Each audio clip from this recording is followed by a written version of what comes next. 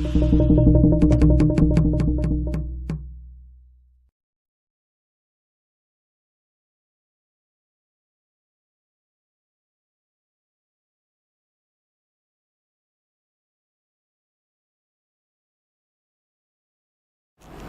I request Mr. Alphonse Kennedy, KDCF, to address the gathering. Dear friends and elders, it gives me a great joy to be present before you to thank, congratulate the organizers as well as the person who is the author of this book, Mr. Umar Farooq. This book, which has been named as End of Casteism, is very appropriate for an individual like Mr. Mani, because he has come out of it. He says and he claims, to me, Umar and myself are yet to come out of casteism. As long as we are in the midst of the casteist forces, the poison of casteism is being continuously bombarded on us. Not only on me and Mr. Mani, who is now Umar Farooq, but also everyone. This is the fate of every person who is born in this nation. When I mean nation,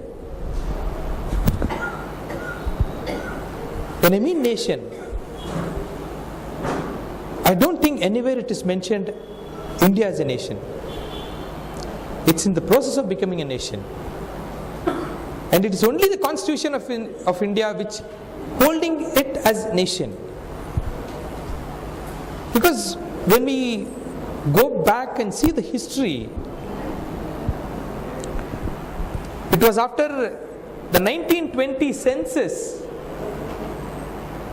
the Brahminical forces of this country realized that 24% of then India, including East Pakistan and West Pakistan, the Muslim population was 24%. They see a threat. Until then, the scheduled caste who name ourselves as Dalits proudly today were in the depressed caste list. These people were not included in the Hindu list. It is only after 1920 census they insist that the Dalits should be included along with the other Hindus, to show the British that they have a larger population than Muslims. So that from then onwards the struggle continues. And Ambedkar realized this danger. To prove that the Dalits are not Hindus, they are not part of the Sanatana Dharma, he undertakes two agitations. One is a temple entry movement, where he doesn't want to get into the temple. For information, please, he doesn't want to get into the temple, but to prove a point, he tried to get into a temple. He was prevented. He was chased out. The people were chased out. And it's not that he did not get drinking water to drink. He has to go to the pond and touch the water. He deliberately did it to prove the point that they are not being accepted as normal Hindu human beings by the Hindu community. So that is where he made the then ruling British understand the effect of casteism. Today in Indian context you can change anything. You can change a religion, you can change a dress, you can change anything. With advancement of science and technology, one can change even the gender but not caste. Not caste. Because I've worked with people who are not only victims of casteism, but for them, caste itself is the identity.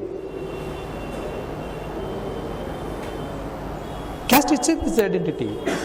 Very proudly we sing today in every school, in every Independence Day parade, Sare Jahan Se Acha, the song written by Asif Iqbal.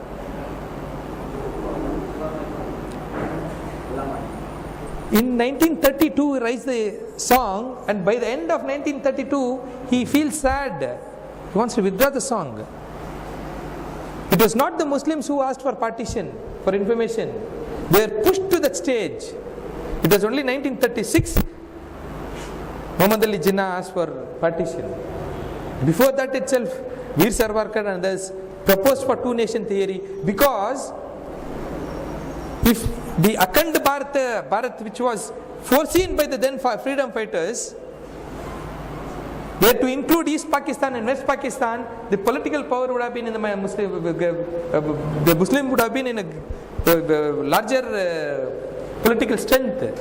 To break that, more than the Muslims, it was the Brahminical forces who wanted to break India. And I know few of the freedom fighters who were my father's colleagues also, who never used to celebrate Independence Day so happily. For them, 14th and 15th of August was day of partition. So, because when they got into freedom movement, their vision of India was Akhand Bharat, not the broken India. So these are the facts that we are to know, because without knowing these facts, it is very difficult. It will be very, very difficult for us to march forward. And when everybody says that Mr. Mani has got converted and he has become Farooq, what was Mani before? Was he a Hindu? Never. But at the same time, Sir was mentioning about Meenakshipuram conversion. I was a boy of 17 at that time. I still remember. That place was not visited by any great scholars or Islamic leaders or people from any other religion. It was visited by the Shankaracharya.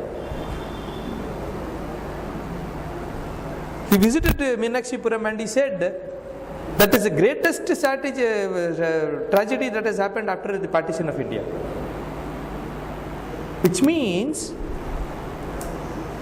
we should love what the enemy hates. If they don't like conversion, we should love conversion. We should promote conversion. Tell me why we should not have freedom of religion? You people proudly call yourself as Muslims. I proudly call myself as a Christian. But what prevents the Dalits? They are prevented. If you take the census format, it is very clearly mentioned that a scheduled caste should belong to a Hindu. He is mentioned as a Hindu, Sikh or a Buddhist. Nothing more than that.